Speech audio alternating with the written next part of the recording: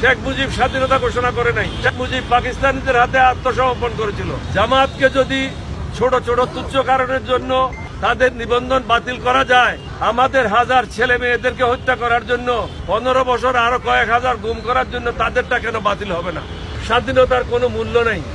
প্রত্যেকটা মানুষ বুঝতে হবে আমি একজন স্বাধীন দেশের নাগরিক।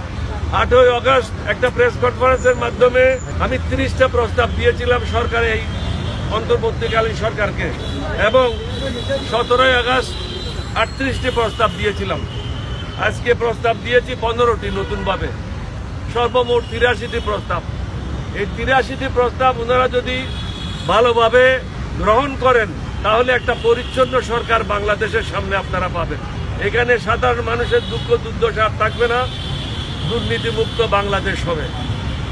আমরা একটা জিনিস ওনাদেরকে বোঝানোর চেষ্টা করেছি যে কোনো অবস্থাতেই যে ইসলাম ধর্ম মানে না, যে মুসলমান কোরআন মানে না, যে মুসলমান আল্লাহকে মানে না, রসুলকে মানে না, তাকে